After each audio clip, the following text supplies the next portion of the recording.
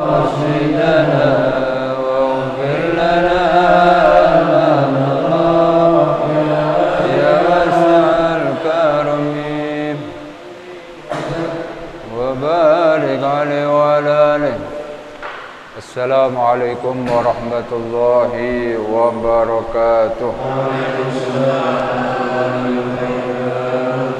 الفاتحة إلى حضرة النبي المصطفى محمد صلى الله عليه وسلم وآله وأصحابه وأزواجه وذريته وأهل بيته الطيبين الطاهرين، ثم إلى كافة أولياء الله من ولي وولي من مشارق الأرض ومغاربها، برها وبحرها أينما كانوا، وكانت أرواحهم خصوصا سيد الإمام جلال الدين المحلي وجلال الدين السيوطي وسيدنا الحبيب حسن بن أحمد بحر وجميع مشايخنا ومعلمينا في الدين، أن الله يعلي درجاتهم بالجنة وينفعنا بأسرارهم وأنوارهم وعلومهم بالدين والدنيا والآخرة. الفاتحة.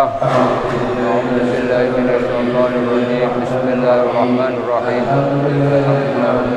الرحمن الرحيم مالك يوم الدين، إياك نعبد وإياك نستعين، اهدنا الصراط المستقيم صراط الذين أنعمت عليهم غير المغضوب عليهم ولا الضالين. بسم الله الرحمن الرحيم. الحمد لله رب العالمين، والصلاة والسلام على سيد المرسلين سيدنا ومولانا محمد وعلى آله وصحبه حق قدره ومقداره العظيم. سبحانك لا علم لنا إلا ما علمتنا إنك أنت العليم الحكيم. رب اشرح لي صدري ويسر لي أمري wahlul 'uqdatam min lisani yafqahu qawli. Amma ba'du. Alhamdulillah, segala puja dan puji syukur kita ke hadirat Allah Subhanahu wa taala yang sampai detik ini kita masih diberikan kenikmatan umur panjang, sehat wal afiyah. Kenikmatan kita dijadikan sebagai hamba Allah yang diizinkan untuk bisa beribadah, menyembah kepadanya, khususnya pada malam hari ini kita bisa sholat maghrib berjamaah, kita bisa beriktikaf dan juga mengikuti pembacaan tafsir Jalalain setiap malam Rabu, di mana kita akan membahas tafsir surah Thaha dimulai dari ayat ke 111 kalau nggak salah. Ya'lamu ma baina aydihim wa ma khalfahum. 110. A'udzu billahi minasy syaithanir rajim. Bismillahirrahmanirrahim.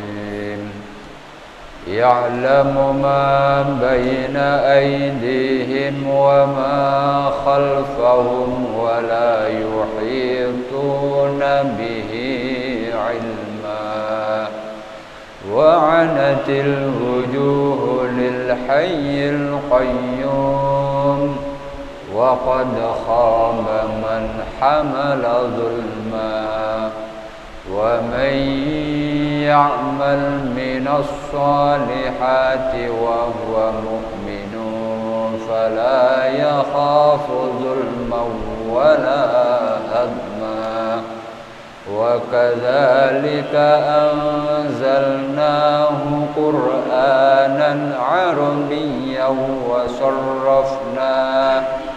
وصرفنا فيه من الوعيد لعلهم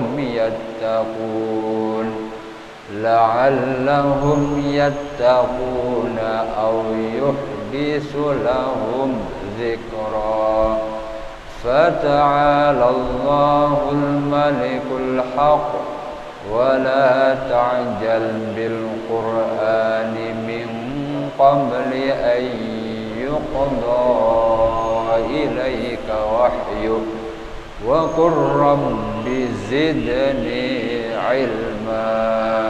Sadaqallahul azim.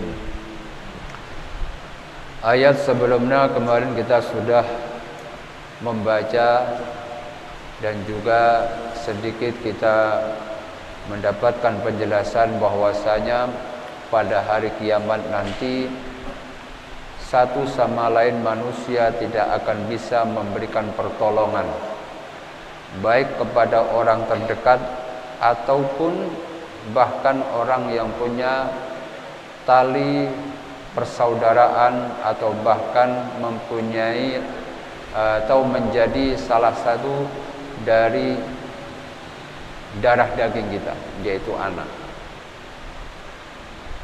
Tidak akan mampu memberikan pertolongan kecuali di situ dikecualikan oleh Allah. Yaumaidin la tanfa'u syafa'atu. Pada hari itu tidak ada yang bisa memberikan pertolongan illa man adzina lahur rahman, kecuali manusia-manusia yang diberikan izin oleh Allah untuk memberikan syafaat. Orang yang diizinkan oleh Allah. Kemarin kita sudah sebut pertama para nabi. Para nabi, para rasul, kemudian orang-orang soleh, kemudian ulama, kemudian anak kecil yang meninggal, di mana dia akan bisa memberikan syafaat kepada orang tuanya. Juga yang bisa memberikan syafaat orang yang menjalin hubungan pertemanan, persahabatan, di mana hubungan ini mengarah kepada ketaatan kepada Allah. Jadi orang yang berteman, bersaudara, di mana landasan persaudaraannya ini adalah untuk mendapatkan keridhaan Allah. Aktif di masjid, aktif di majelis taklim, bareng-bareng duduk. Nah, ini satu sama lain nanti saling mengingat-ingat. Temannya sudah pada kumpul apa belum? Apa masih ada yang tercecer di neraka?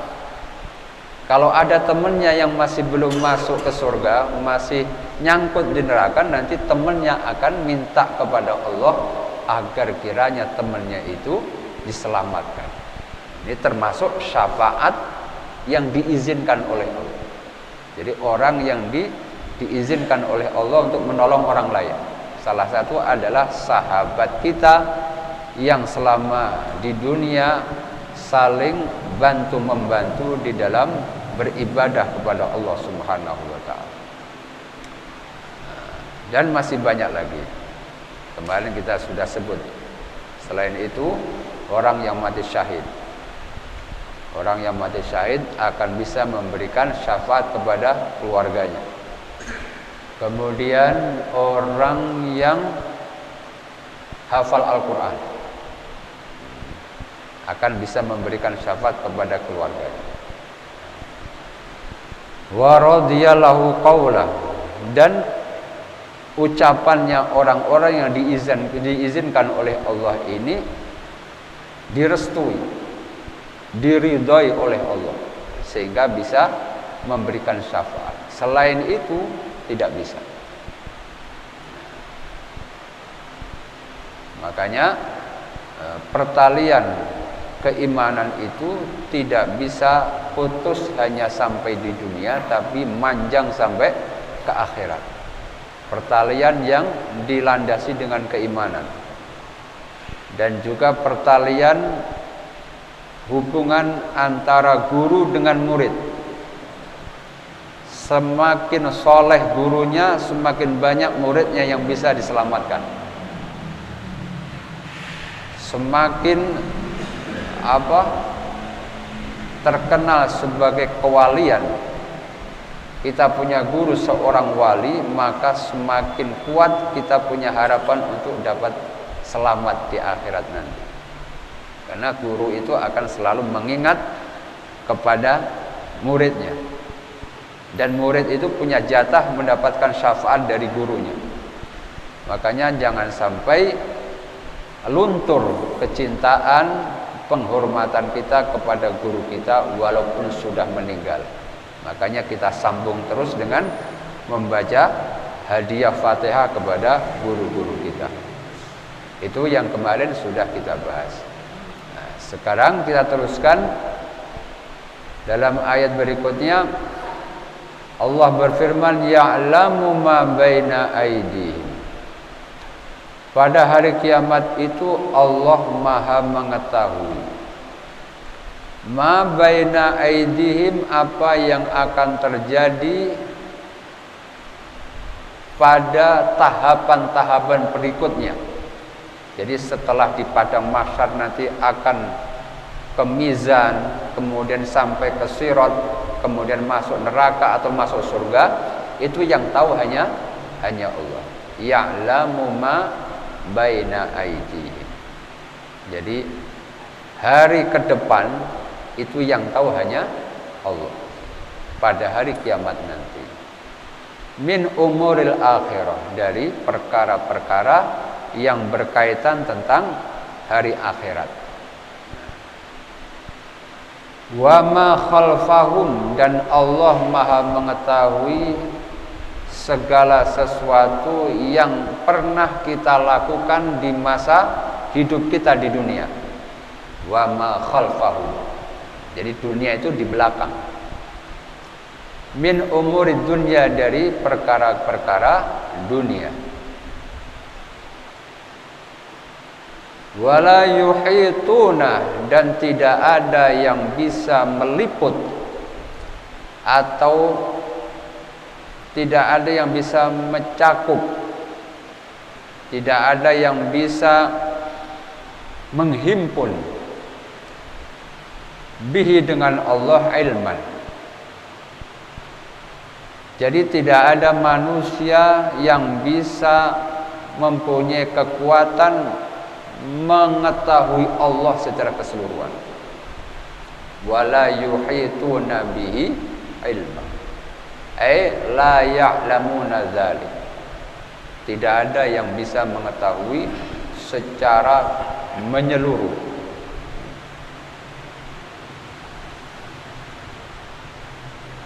Tapi Allah mengetahui segala sesuatu. Ya'lamu ma baina aydihim wa ma khalfahum.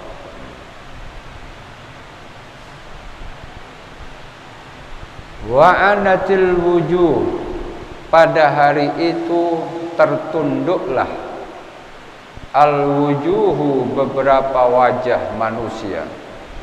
Manusia pada saat itu ketika dikumpulkan di padang mahsyar semua tertunduk. Khada'at, artinya tertunduk. Lil hayyil qayyum, kepada zat yang maha hidup. Al qayyum, zat yang maha berdiri sendiri. Diambil dari kata qaim. Qaim itu orang yang berdiri. Qama yaqumu, qiyaman, berdiri. Orang yang berdiri namanya qaim. Qayyum, yang selalu berdiri dengan sendirinya, tidak membutuhkan kepada hal yang lain kecuali manusia. Berdirinya kita membutuhkan sesuatu. Kita bisa berdiri karena punya kaki, tapi tidak semata-mata punya kaki kemudian bisa berdiri. Dibutuhkan energi untuk bisa berdiri. Orang yang tidak makan beberapa hari akan gemeteran ketika berdiri. Berarti manusia tidak bisa berdiri dengan sendirinya, butuh kepada hal yang lain untuk berdiri. Makanya Allah mempunyai sifat Al-Qayyum, zat yang maha berdiri sendiri, tidak membutuhkan kepada yang lain. di mana semua makhluk butuh kepada Allah. Semua makhluk butuh kepada Allah, tapi Allah tidak butuh kepada yang lain. Al-Qayyum adalah zat yang memberikan restu terjadinya sesuatu di alam semesta. Kejadian itu akan terjadi kalau sudah diizinkan oleh Allah. Kalau kejadian itu tidak diizinkan oleh Allah, maka tidak bakalan terjadi. Jadi apa saja yang terjadi di dunia ini semua atas izin Allah. Itu Al-Qayyum. Penjabaran dari sifat Al-Qayyum. Orang itu hidup, orang itu mati, orang itu dilahirkan, jadi kaya, jadi miskin, bahagia, sengsara dan seterusnya, itu atas izin Allah. Al-Qayyum. Jadi ketika manusia memahami sifat Al-Qayyum, orang itu tidak akan merasa takut di dalam menghadapi kehidupan di dunia. Karena yang berlaku di dunia semua atas izin Allah. Jadi mau kita merasa senang atau merasa sedih, itu semua adalah ketentuan dari Allah, izin dari Allah. Itu namanya Al-Qayyum, yang punya wewenang untuk memberikan izin terjadinya sesuatu. Al-Qayyum, di mana semua makhluk butuh kepada Allah. Semua makhluk akan berjalan setelah mendapatkan izin dari Allah. Jadi orang-orang yang mempunyai pemahaman tinggi tentang sifat Al-Qayyum ini, para ulama, para orang-orang soleh, maka hidup mereka tidak akan pernah merasakan kesedihan, tidak pernah takut. Bagaimanapun kondisi zaman, mau zamannya porak-poranda, hancur, atau zamannya itu maju, itu tidak membuat mereka gentar di dalam menjalani kehidupan. Ketika Baghdad hancur, diluluh lantakkan oleh pasukan Genghis Khan dan seterusnya, hancur Baghdad. Zaman itu Imam Nawawi masih usia muda. Imam Nawawi masih usia muda saat itu. Melihat Baghdad hancur, perpustakaan, kitab-kitab dilempar ke sungai. Orang-orang yang dibantai saat itu ratusan ribu. Bisa dibilang Islam saat itu jatuh. Dan Imam Nawawi pada waktu masih muda. Ketika dalam kondisi dunia Islam tidak menguntungkan, Imam Nawawi tidak menjadikan suasana itu menjadi membuat dia putus asa, tapi justru memberikan semangat.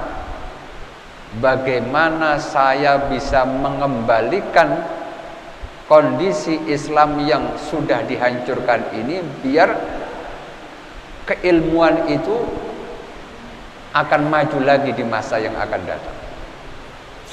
Akhirnya Imam Nawawi yang muda saat itu langsung bukan mengambil pedang, bukan ngajak teman-temannya yang masih muda untuk menggalang kekuatan ingin balas dendam, tidak.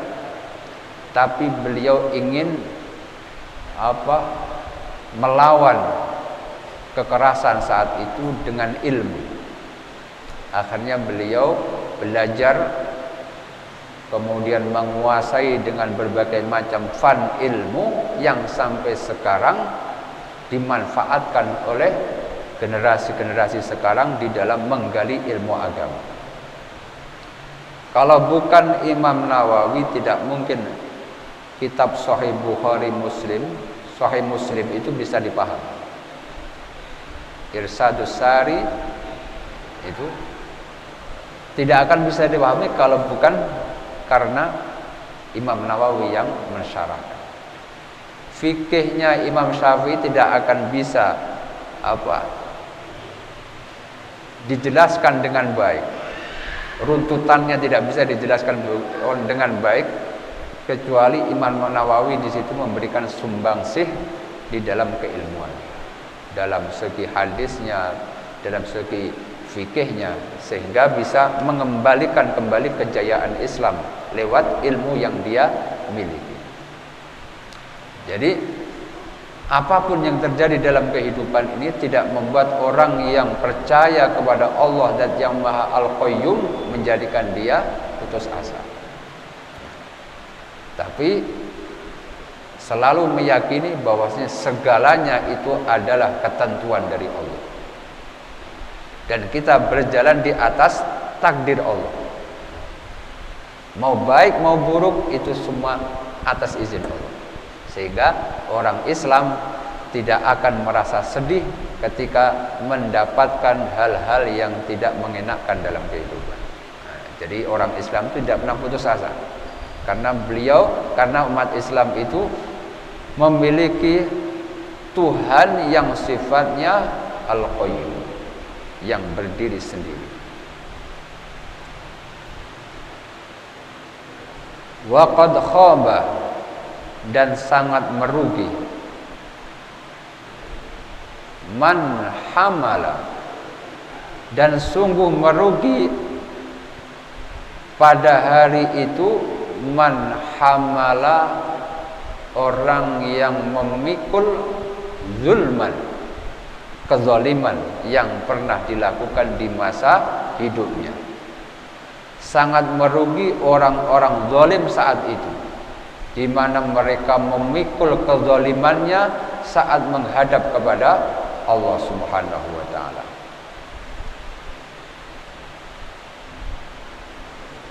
Namun sebaliknya, wa may ya'mal minas shalihat, sebaliknya orang yang melakukan amal-amal baik, orang yang melakukan amal soleh, at-ta'at wa huwa mu'minun, dan dia adalah orang yang beriman. Jadi melakukan kebaikan itu akan dicatat sebagai pahala, disyaratkan wa huwa mu'minun. Wa may ya'mal minas shalihat, siapa saja yang melakukan kebaikan di dalam kehidupan ini, syaratnya wa huwa mu'minun, dia adalah orang yang beriman kepada Allah, fala yakhafu zulman, maka orang ini tidak akan khawatir akan dizolimi di hari kiamat nanti.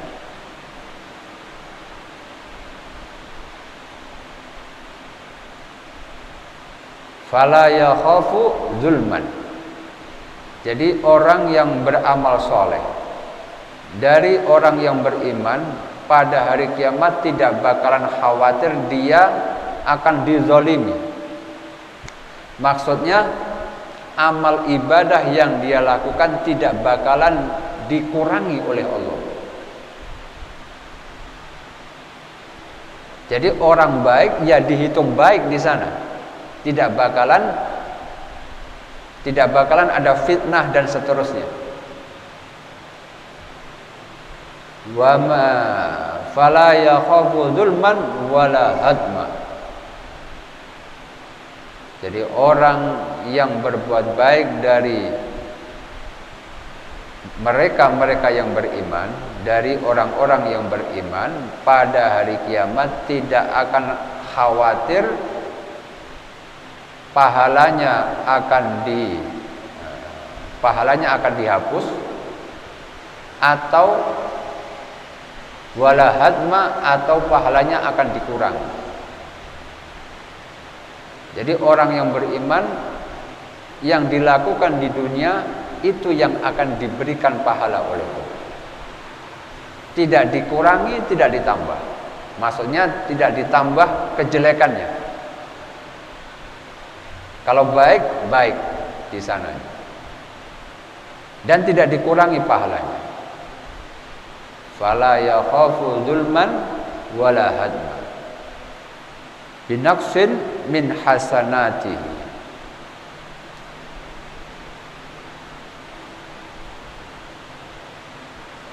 Nah, disinilah menjadi gambaran bahwasanya suasana pada hari kiamat di padang mahsyar itu manusia semua tertunduk di hadapan Allah Subhanahu wa taala.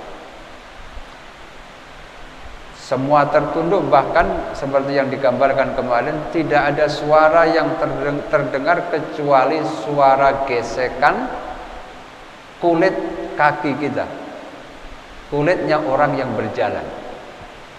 Semua tertunduk karena kewibawaan Allah Subhanahu wa taala. Tidak ada yang berani mengangkat suara kecuali orang-orang yang tadi diizinkan oleh Allah memberikan pertolongan kepada orang lain. Dan saat itu yang merugi adalah orang yang datang kepada Allah dengan membawa kezaliman semasa hidupnya. Makanya di sini kita diajarkan bagaimana agar kita mengurangi kezaliman sehingga nanti kita tidak memberatkan diri ketika menghadap kepada Allah. Adapun kebaikan, maka itu akan memberikan manfaat yang sangat besar kepada kita di hari kiamat. Tidak dikurangi dan juga tidak dizolimi kita di dalam menakar pahala yang kita lakukan. Tidak ada yang dikurangi, tidak dizolimi sama Allah. Wa kadzalika, dan seperti inilah. Kemarin wa kadzalika ini wawunya namanya wawu athof. Wawu yang masih ada hubungan dengan pembahasan sebelumnya. Pembahasan sebelumnya itu wa kadzalika naqussu. Pada ayat sebelumnya, dan beginilah kami menceritakan perihal para nabi zaman dahulu. Kemudian di sini wa kadzalika, dan begitu juga anzalnahu, kami turunkan Al-Qur'an, anzalnahu Qur'anan Arabiyyan. Dan begitu juga kami menurunkan kitab ini, yaitu Al-Quran, dengan bahasa Arab, dengan lisan bahasa Arab. Qur'anan Arabiyyan, disebutkan bahasa Arab. Wa sarrafna, dan kami jelaskan, kami ulang-ulang, fihi, di dalam Al-Quran, minal wa'id, dari ancaman-ancaman Allah bagi orang yang melakukan kezaliman, la'allahum yattaqun, dengan harapan orang-orang yang mendengar ancaman itu bisa takut kepada Allah. Makanya setiap khutbah Jumat kita diwasiatkan takwa kepada Allah. Di dalam Al-Quran juga banyak sekali ancaman-ancaman dari Allah bagi orang yang melakukan pelanggaran hukum Allah Subhanahu wa taala. Pengulangan-pengulangan itu tujuannya agar kita takut. Au yuhdisu lahum dzikra, atau dengan mendengar adanya ancaman itu kita ingat kepada Allah.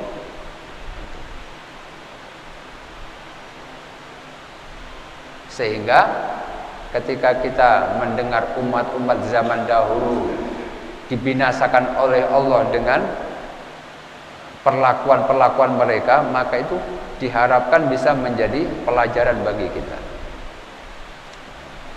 Kita kembali kepada ayat yang tadi. Anzal wa kadzalika anzalnahu Qur'anan Arabiyyah.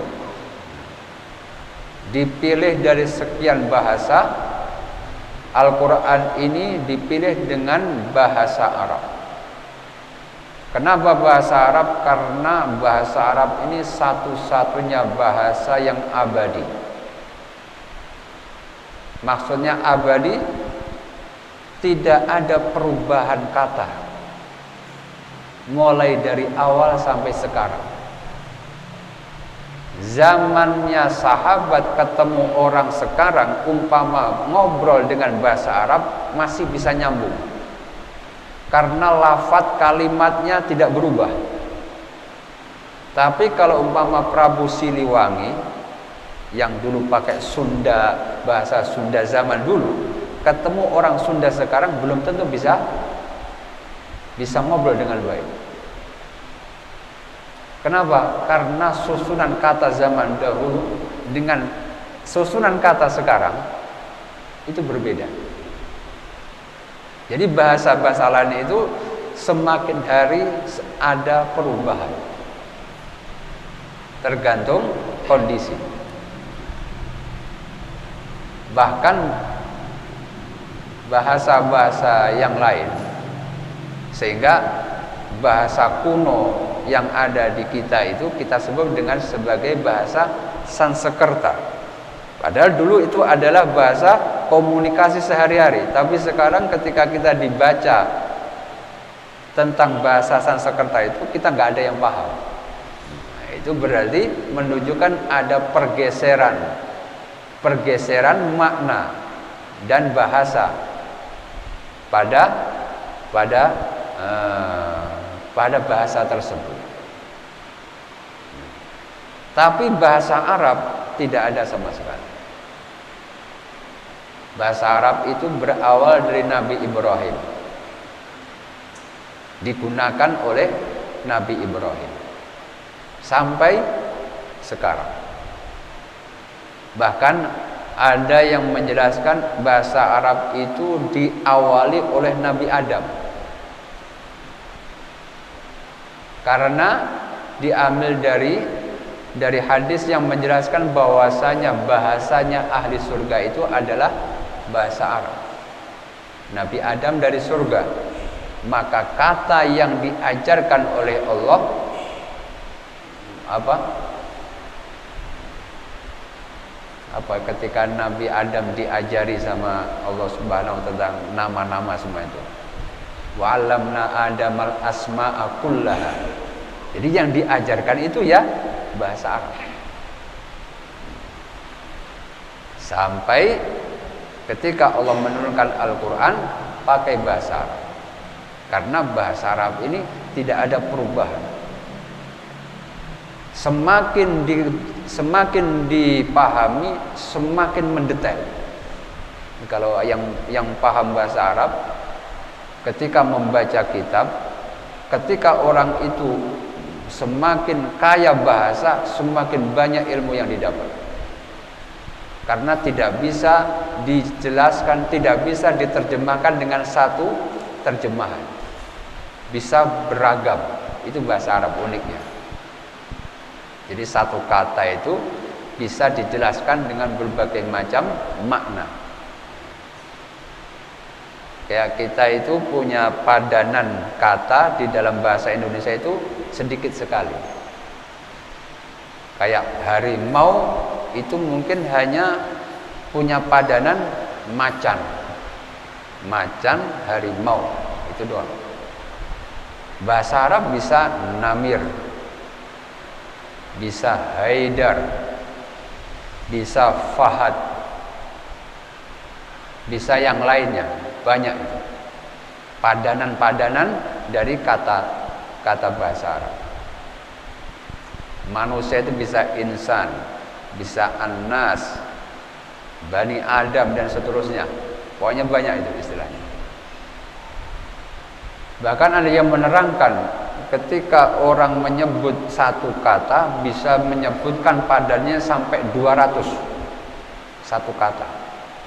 Itu orang-orang pedalaman itu bisa menyebut, umpama masjid itu bisa menyebut padanya sampai puluhan. Karena ada akar kata dalam bahasa Arab itu ada akar kata, sehingga ketika dicabangkan itu masih bisa. Itu keunikan dan kekayaan dari bahasa Arab. Maka dijadikanlah bahasa ini sebagai bahasa Al-Quran. Dan ini satu-satunya bahasa yang kalau kita ucapkan di dalam sholat tidak membatalkan sholat. Kita mau doa minta duit, tapi kalau pakai bahasa Arab di dalam sholat nggak batal. Allahumma inna nas'aluka fulusan katsiran, dalam sujud umpama, sujud akhir. Wa nas'aluka zaujatan jamilah wa nas'aluka baitan kabiran, umpama. Di dalam bahasa Arab, di dalam sujud sholat tidak membatalkan sholat. Tapi ketika sholat saat sujud terakhir ingin mustajab, kemudian kita doanya pakai bahasa Indonesia. Ya Allah, semoga hutang-hutangku lunas, semoga saya diberikan rezeki yang lancar. Itu otomatis langsung batal. Sholat kita otomatis batal. Mau baru ngucapin 3 kata itu sudah batal. Apalagi sampai beberapa kata tadi. Jadi satu-satunya bahasa yang kalau diucapkan di dalam sholat tidak membatalkan sholat itu bahasa Arab. Jadi tidak bisa digantikan. Makanya Islam dengan bahasa Arab tidak bisa dipisahkan. Karena wasilah untuk beribadah itu pakai bahasa Arab. Sholat kita pakai bahasa Arab. Tidak bisa digantikan dengan bahasa yang lain. Umpama Al-Fatihahnya diterjemahkan atau takbirnya pakai bahasa kita, nggak bisa. Harus pakai Allahu Akbar. Inilah apa? Kehebatan dari bahasa Arab. Makanya sangat beruntung kalau kita bisa memahami dan mempelajari bahasa Arab. Karena kemajuan agama Islam itu salah satu pendukungnya adalah penguasaan bahasa Arab. Karena ini bahasanya bahasa ibu dari agama Islam. Kemanapun ketemu, kalau dia pakai bahasa Arab, nyambung dengan yang lain. Selama itu orang Islam, kemudian pakai bahasa Arab kemana-mana, nyambung. Itu bahasanya orang Islam itu bahasa Arab. Semakin kita memahami, semakin banyak ilmu yang didapat.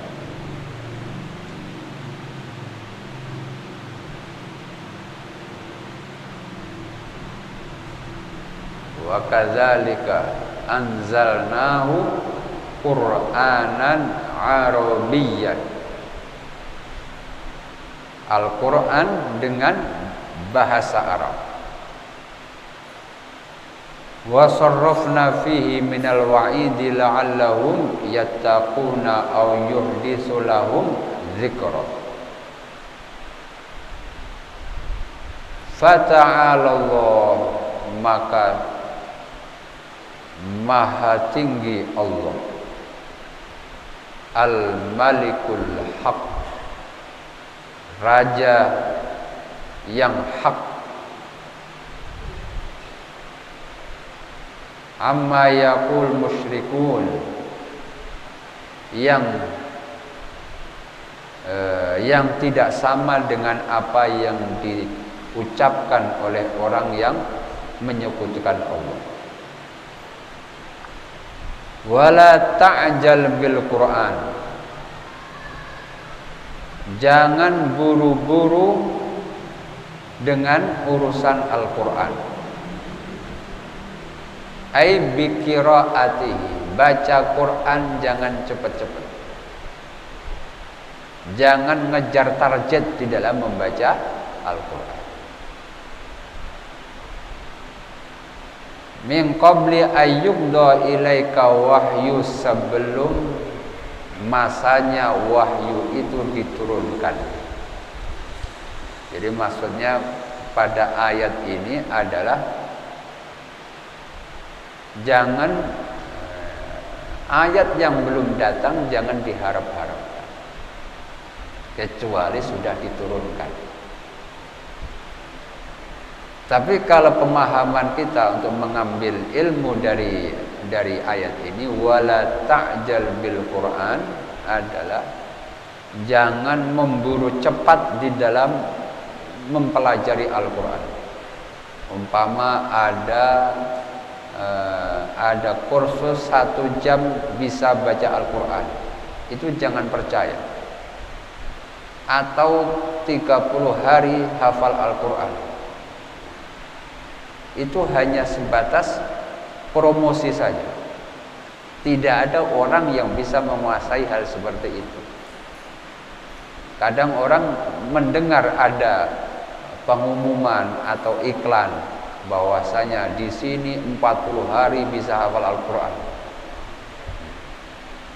40 hari dijamin baca Al-Quran, atau 1 jam bisa baca Al-Quran. Itu berarti orang tidak memahami makna filosofi dari belajar Al-Quran.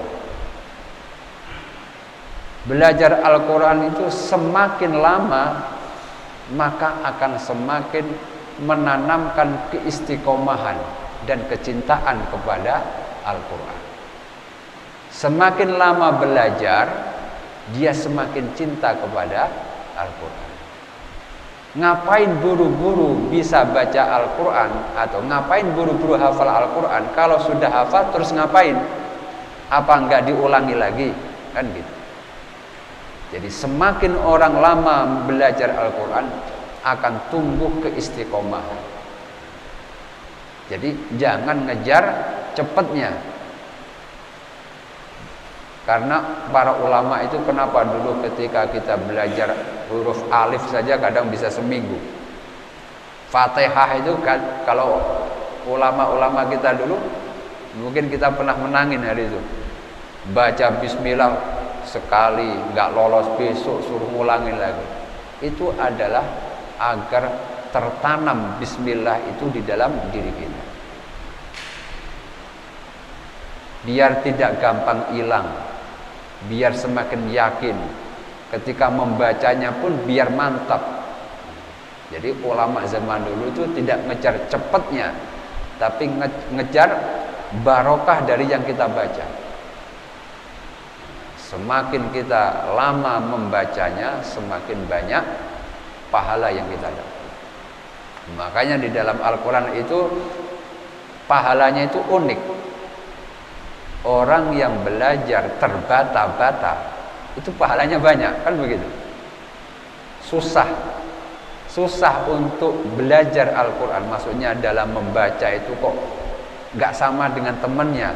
Temannya sudah cepat bisa baca, yang ini kok masih belum, tapi dia masih berusaha terus.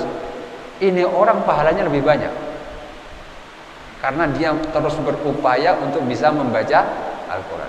Jadi upayanya dia itu yang dilihat sama Allah, bukan bisanya, tapi upaya dia di dalam belajar itu mendapatkan keistimewaan dari Allah Subhanahu wa ta'ala. Jadi belajar Al-Quran tidak sama dengan belajar yang lain. Tidak mengejar cepatnya, tapi yang dikejar adalah bagaimana orang ini bisa istiqomah di dalam membaca Al-Quran. Jadi kalau orang dulu itu harus sabar, baca Fatihah kadang sebulan baru kelar. Kalau anak sekarang baca Fatihah seminggu belum kelar, mungkin sudah mundur. Tapi kalau kita zaman dahulu kan begitu. Datang, bismillah, kadang dipukul, pulang lagi, besok bismillah lagi. Padahal mengurusi makharijul hurufnya itu. Tapi hal itu adalah keberkahan yang ada di dalamnya. Semakin orang sering mengulangi, maka semakin banyak keberkahan di dalamnya. Jadi di dalam membaca Al-Quran, wala ta'jal bil Quran. Jangan tergesa-gesa di dalam membaca Al-Quran. Min qabli ayyubda ilaika wahyu. Wa qur rabbi zidni ilma. Insyaallah kita lanjutkan pada pertemuan yang akan datang. Semoga apa yang kita baca pada malam hari ini bisa memberikan ilmu yang manfaat bagi kita semua. Kita tutup dengan bacaan ya Rabbana tarafna bi annana qatarafna wa annana asrafna ala asrafna fatub alaina tawbah tahsilu kulla harbah wastur lana awrati wa aminil rawati waghfir li walidina rabbi wa mauludina wal ali wal ikhwani wa sairil khillani wa kulli dhi mahabbah aw diratin aw suhbah wal muslimina ajma'in.